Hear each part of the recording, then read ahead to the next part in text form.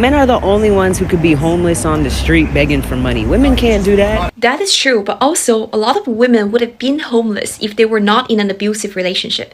Because think about it, financially speaking, a lot of the female DV victims are in the same place as the male homeless people. They didn't have their own stable income, and if they did, it wasn't enough to afford to rent anywhere. And they are probably suffering similar issues in other aspects too, like mental health and substance abuse. But the only reason they still have a roof over their heads is because they're basically living with their abusers. And for the record, I am by no means insinuating this is a better situation at all. I'm not saying women have an easy way out of homeless or anything like that. But the fact is, when women fall into those vulnerable positions, there are always going to be some men willing to take the chance to exploit them and abuse them and mask that as taking care of them. Hello everyone, this is Emmanuel Cook. We will be reacting to a new video today, so make sure you guys like, comment, and subscribe down below, and let's get into the video. I've seen a sentiment going around where a lot of my friends keep pushing to me that if they're homeless, why don't they just get a job? And I'm a little bit confused by that because you don't know the situation that made them homeless. When I was homeless, I had talked to a bunch of other homeless people, and they had lost their identity, social security number, they lost their ID, they didn't have enough money to get an ID, and they begged, and with that money that they begged, they didn't have the proper documentation to get that because the social security cards had been compromised because they've been stolen. One of my friends approached me and said, man, all these homeless people, man, why don't they just put that effort into begging and into getting a job?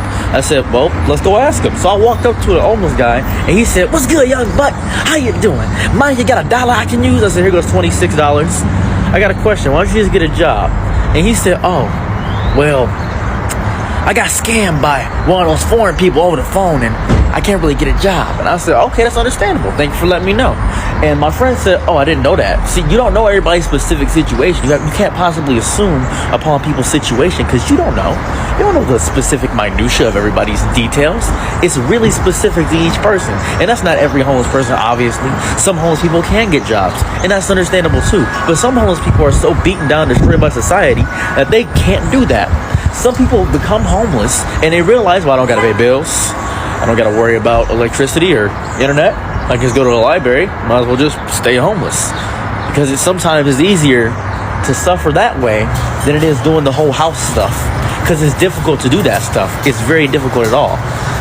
If you're homeless, why don't you just get a job? Keep hearing people say that. Weird statement. Because to get a job, you need an address. On most job applications, you need an address unless you're getting paid under the table.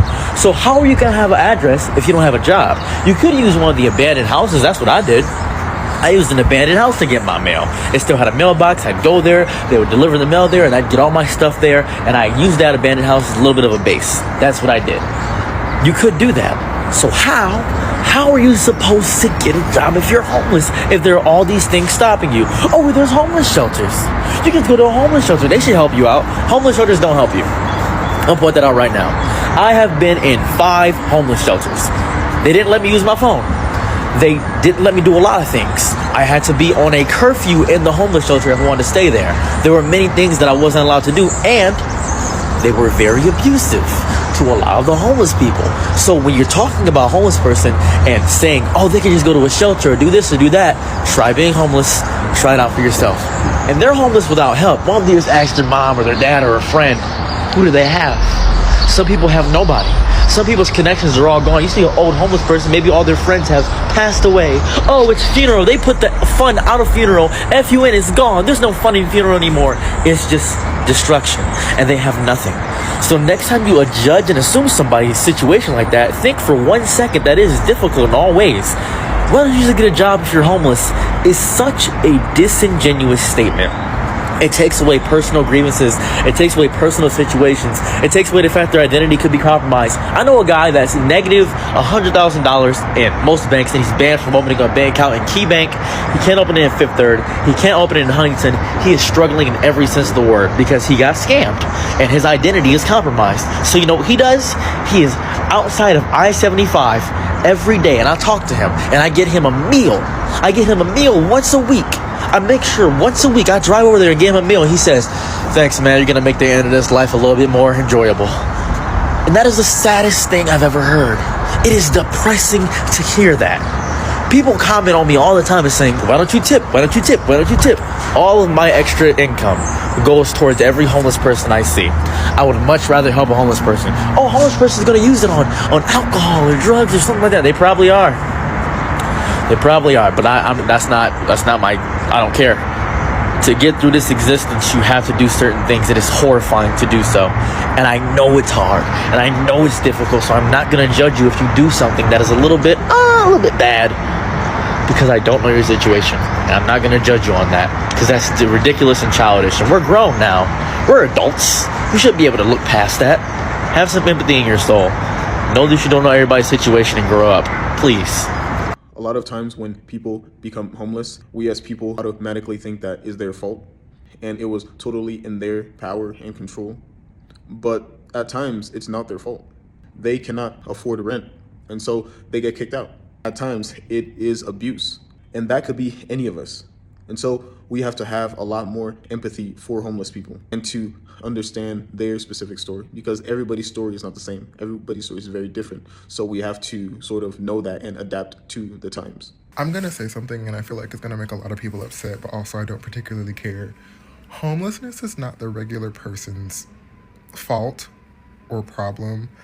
I need everyone, including young adults who are just coming to their own, to realize that a lot of people, including yourself, are just one paycheck away from becoming homeless. So capitalism brainwashing us into believing that it's our fault and we need to solve it is complete bull. I just want everyone to know that, because some people are so empathetic that they tend to forget that and they take homelessness personally. And you can't do that. You can't. This is a day in the life of someone who's homeless living on the streets. My kids are currently playing in the park while I'm resting. It's exhausting, trying to keep up with being clean and not gross and stinky. Washing clothes, sleeping is the hardest thing for me right now, because it's really hard to sleep when your body is in like that fight or flight mode, waking up and everything. But it could be worse, and I'm hopeful that I can get out of this situation soon. Living the life of a luxury while sleeping in my car, check. Because at the end of the day, I'm that girl no matter what my living situation is or what I go through. Oh my gosh, I forgot to take off my makeup last night. Bear with me. So I've been living in my car for 4 months now with my dog. I am not really feeling like too bad about it. Some days are more annoying than others. The only problem I feel like we really face that's annoying is like finding somewhere to park without getting bothered, because my dog literally tries to bark at everyone. She's so protective, and yeah, so, and then I feel like it's like the strangers that come up to you, and the bathroom situation, finding public bathrooms and stuff is annoying. The positives, I like waking up to the nature and the sun waking me up, so that feels really nice. Since I've been sleeping in my car, I have been waking up earlier, so my days feel longer, which feel better. And this is how I like set up, like my feet are all the way down there. I'm really short, so I fit in my car perfectly like a bed. It's like perfect for like just a one person bed in my back seat. At least for me and my dog. So my dog is like my security, because like she is always on the lookout, growling and making sure no one comes near the car. And if I'm asleep, she will still be on alert. And like a few times I got woken up to her seeing people near my car, or people who are just like curious about like, you know, my situation. Hey, calm down, mama. So Yeah, I be letting her out to use the bathroom. I feed her. She has a water bowl in here too. I definitely feel she has less anxiety living how we live now compared to when we were living in a house. She used to have a hard time like relaxing, and now she's like more playful, and she just like, you know, enjoys herself now. And I enjoy her, and we feel safe together. She's my best friend. Yeah. 4 months homeless. This is my last day with these braces. My eyes look so puffy because I literally cried my ass off yesterday. And it felt like such a release, and it hurt a lot at the same time. I forgot how uncomfortable crying was.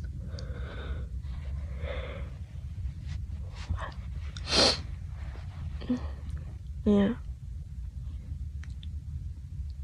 Goodbye, racist.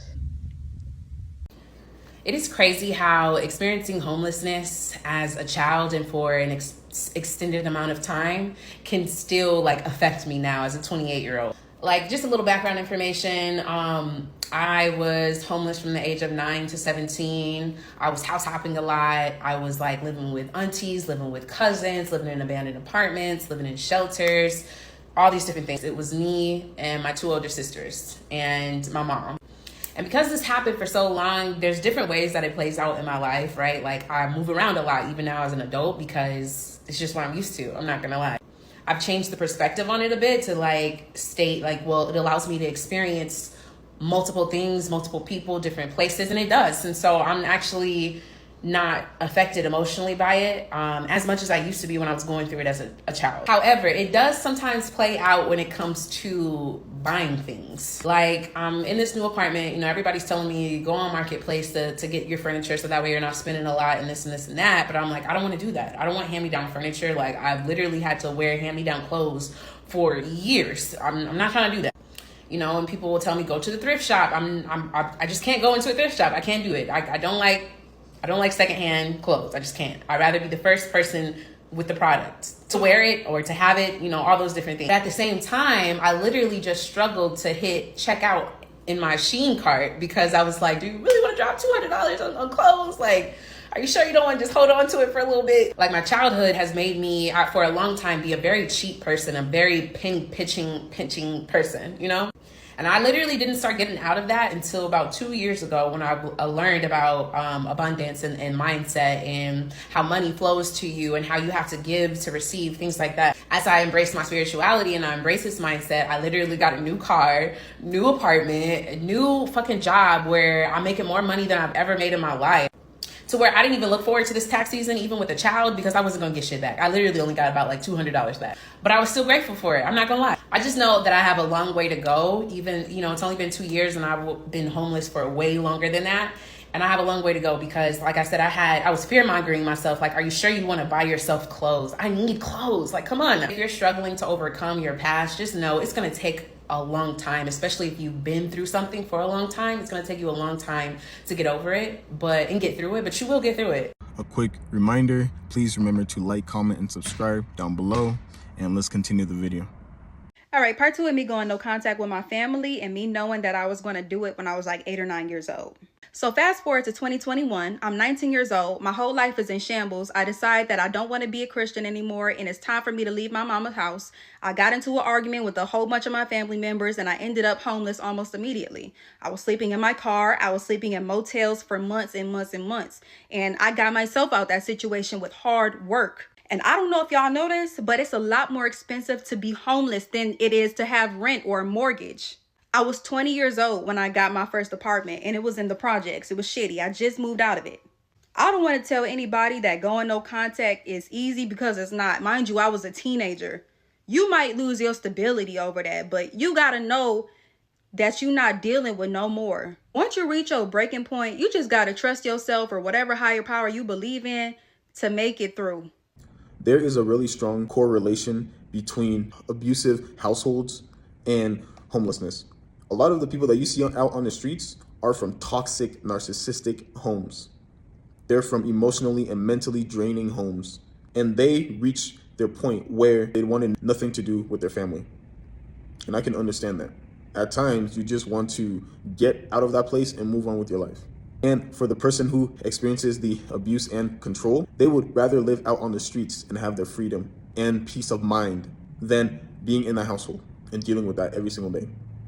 Being homeless with kids is so hard, but being stalked while being homeless with kids, y'all, we're so fucking tired, man. For those that are new here, let me give you a little rundown. We were pushed out of our home back in December, and we have been homeless since the beginning of January, and literally going in between hotels in our car and just whatever we could find to sleep. We were doing okay, and then we realized how draining hotel living really fucking is, y'all. Like $5,000 plus a month just for somewhere to stay. And on top of that, we have all of our other bills as well, and so it's tough. It's really tough out here, but we're doing what we can and what we have to do. Since January 6th, we have literally been in 5 homes in 8 weeks, and not to mention not in the same city. We've jumped city from city to city to city, like literally, you guys, it's been so nuts. We're getting nails in our tires and people swarming our car. Like we went up to a different city and people were swarming our car, and like right when we walked outside is when one car pulled up and swarmed around our car, and like it's crazy the extent people are going, and then the messages we're receiving asking our whereabouts, and just, you guys, it's getting really fucking scary, honestly, but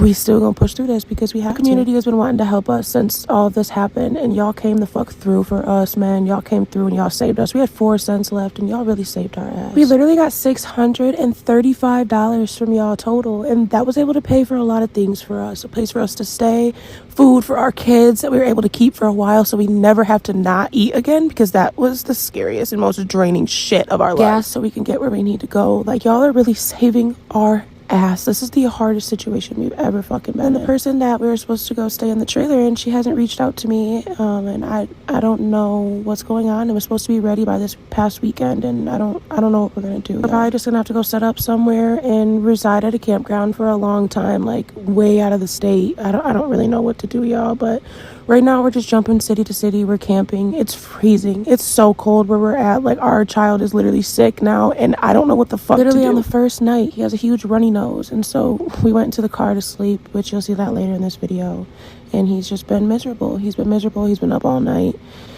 It's a whole thing. I don't know what to do for my babies at this point. I don't know what to do. I don't know. A lot of people are telling us we're just dragging our kids around, but like, what the fuck are we supposed to do? Just drop them off on the side of the road? I'd much rather them be with us and be safe and with us than anybody else. We don't have anybody, y'all. We don't have anyone. Trust and believe when I say I wish we had somebody for our kids to at least go stay with so we could figure this out. I fucking wish. I wish, y'all. Like, we need that. We need that so bad, and they need that so bad, so bad. I feel so bad for my babies, bro. But we are doing right by them. We don't care what y'all say. We don't care about all the negative things you say about us and our babies and our parenting, because at the end of the day, our babies are happy and safe and healthy, and they may be throwing fits every once in a while, but hey, they're gonna do that at home regardless. They're kids, you know what I mean? And now that we're camping, they actually really love the outdoors, so this is actually gonna work a lot better, and we'll be able to do a lot more things this way. We will have to up and move soon. I don't know when, but right now this is where we're at, and this is what we're doing. Luckily, we're already like big campers, so we have everything that we need to camp, and then I have more samples coming in to help us camp as well, and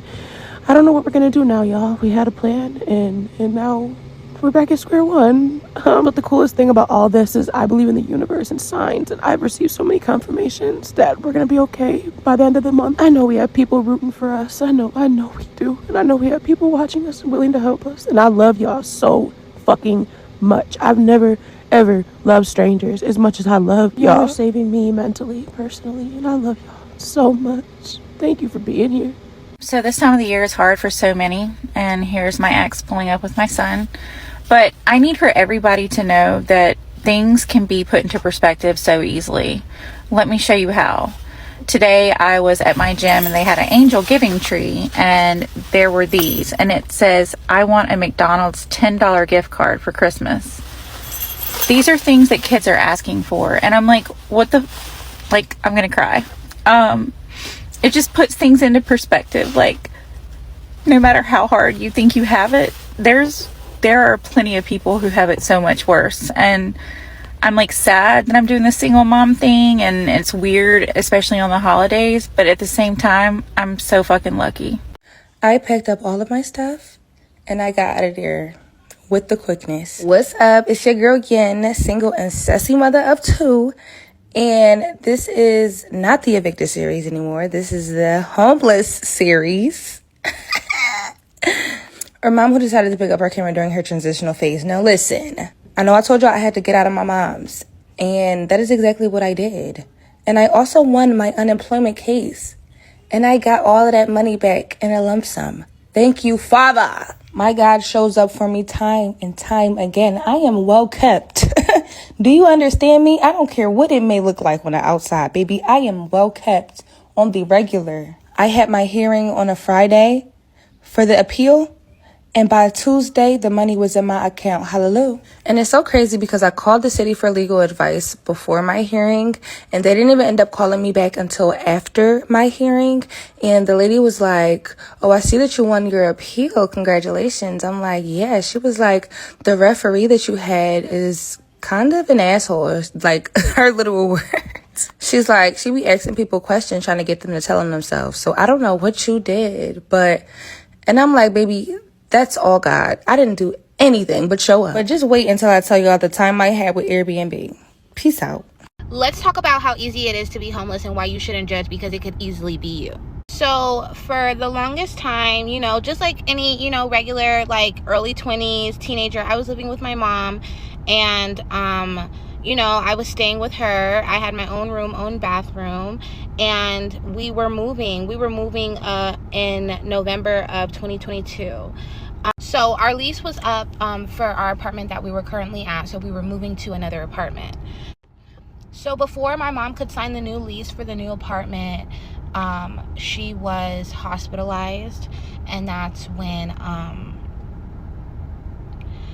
she had passed, when she had passed.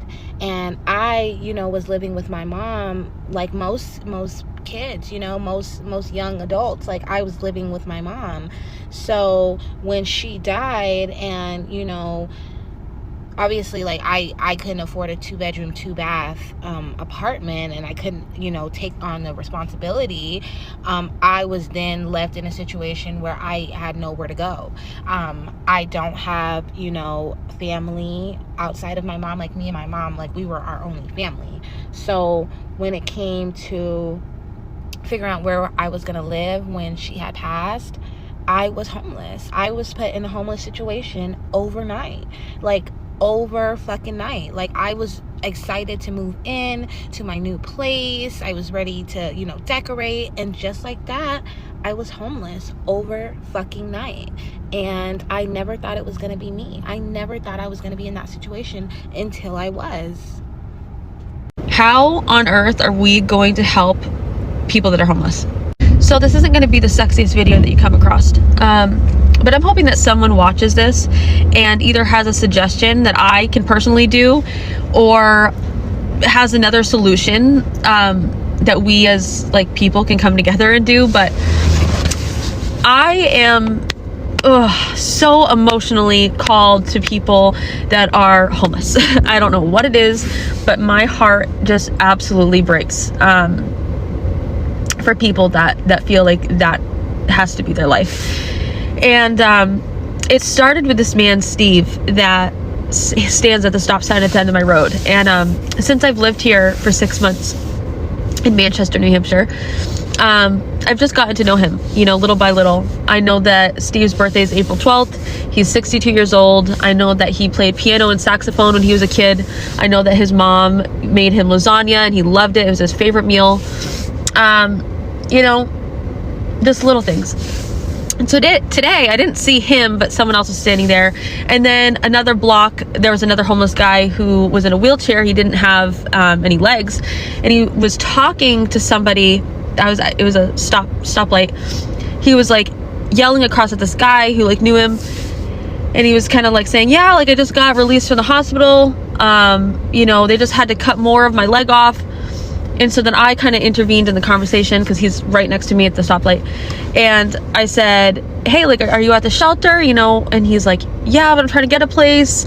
I'm trying to figure it out. I have a dog that I really want back. And as I'm like listening to this, I'm just like, I don't know. Anyway, the light turned green. I looked at him and I said, I love you. And he said, thank you. He went like this. He's like, thank you. And I had to pull over because it's like,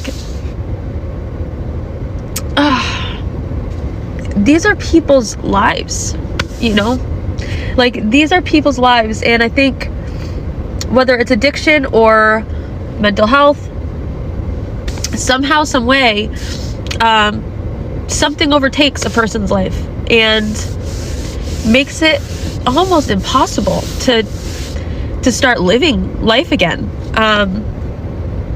And it always puts it in perspective for me, because, you know, I'm a single mom with 2 kids and life is expensive, and I understand that, you know, every month the majority of the money that I make, it goes towards living and in bills and in just life. You know, it's not like I have this you know, money where I can just go travel and all the things that I want to do to fulfill my life, right? Everything I make is to sustain life.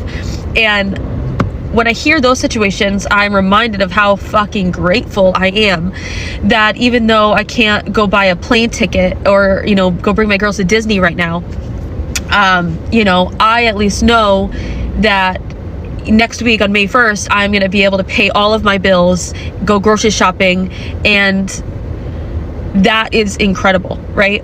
Where there's other people who are so far into a bad situation, they're homeless, maybe they're getting out of addiction, and now they have no money, and it seems impossible to then get that apartment first and last month. And yes, we have programs to help, but as a human being, when you look at that, right, when you look at how much work it will take to have your place and to have a consistent job and relationships and friendships, it seems like light years away to accomplish that. And what I'm learning is that these people that are homeless, we just assume that they're drug addicts, right? And that they don't care. But what I'm finding is a lot of them are just so stuck into their situation, they don't know how to get out. So they're just trying to live day by day. What can I get today to make it through tomorrow? That's all that they're thinking about. And it breaks my heart that you have people that we see every day around us that are living like that. It makes me so sad, you know, that guy that I just met that just got out of the hospital to have more of the piece of his leg taken off, is all he's wanting to do is get his dog back. That's the only thing he wants in life. He's not wanting to, he's not thinking about, you know, traveling around the world or to fulfill life, or, you know, he doesn't want millions of dollars. He literally just wants a place with his dog. And that seems like his happiness. And he doesn't right now have that, you know? So a lot of what these people want is basic necessities in life. That's like their luxurious way of thinking. You know, they're dreaming about having a place, you know, food in their fridge, a couple extra dollars to go to the movies or take a drive, you know, go to the beach. Like, that is their euphoria, right? Whereas most of us just have that, and that's our just basic things that we have to do in life. And I think I take that for granted a lot. But anyway, I'm rambling and none of this makes sense and no one's gonna watch this video, but I continuously am having these thoughts and this calling to figure out how to help people, and I don't know how to do it. I don't know where to start. I don't even know how to help myself a lot of the time. But I get emotional as fuck when I meet people that are just trying to get by with their basic needs in life, and I wish that I could help them, you know. I don't know what to do. So anyway, I'm gonna end this with, if you see a homeless person and they're holding up a sign, instead of being an ass and just ignoring them altogether, roll down your window and tell them that you love them and you hope they have a great day, or just something positive, anything, you know. If you have an extra bottle of water in your car, give it to them, you know. I've lately been keeping a case of seltzers in my car, and I'll just give it to them. Or now that I know Steve is always there, I like always give him like a cold seltzer from my fridge. Just anything, like anything to show these people that they're not alone, you know, even though you can't go out and buy everyone a house. It's just the little things that make a difference, because again, all these people want is their basic needs met. That's it. So just show some love, and if you have any ideas in the comments, let me know. One of the hardest things to do is to go from being homeless to being financially stable. That is one of the hardest things that you can ever do in this life. Literally rock bottom to at least having your own place and things like that. And if you get a chance to have your own place, you will be so grateful for that place. You will appreciate life a lot more because you had a lot less. You guys, the wait list for Section 8 is 20 years. By the time Section 8 reaches out and calls me, I'll be like 67. Okay? I need y'all to engage with me. You, okay? Please. Please, y'all. 67. Yo. 67 years old, man. Look at my situation right now. Look. What was that? I'm in a telly right now, and y'all know I'm homeless. Engage with me. Engage with y'all good sis. Show me some love. It's free. It's free to start from the bottom up. This video come across your phone, share it. Help me. 3 lessons living in a shelter taught me. Your girl was homeless, real homeless. Number 1, you need to remember where you came from as soon as you get to where you're trying to go. I lived in the same shelter twice. You can imagine the embarrassment I felt when I moved into that shelter for the second time and the staff are looking at me like, sis, we thought you were good. We thought you got your own apartment. Like, what are you doing back? I'm not invincible.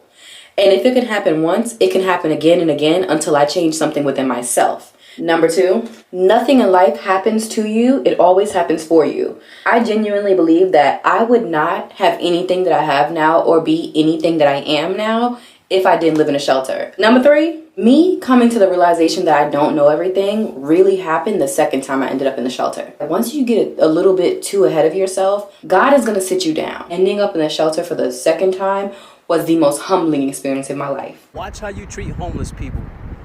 I be seeing a lot of people be rude to homeless people, and it's not necessary. Don't you ever get beside yourself and think that because they're less fortunate than you, that can't be you. You know that everyone you see around you, you could be living a life. Be careful how you treat homeless people. They don't deserve to be treated like that. If you was homeless, would you want to be treated like that? Ask yourself that, genuinely. You was homeless right now. Would you want somebody to treat you rude like that? Now, I could understand if they're like doing the most or something, but for the most time, they just simply be asking. You don't got to be rude to them. And you should be very careful with that, because the way life works, you could be rude to them. Next thing you know, something happened in your life and now you homeless. Now you out here asking people for stuff. Be careful how you treat them people. They still people.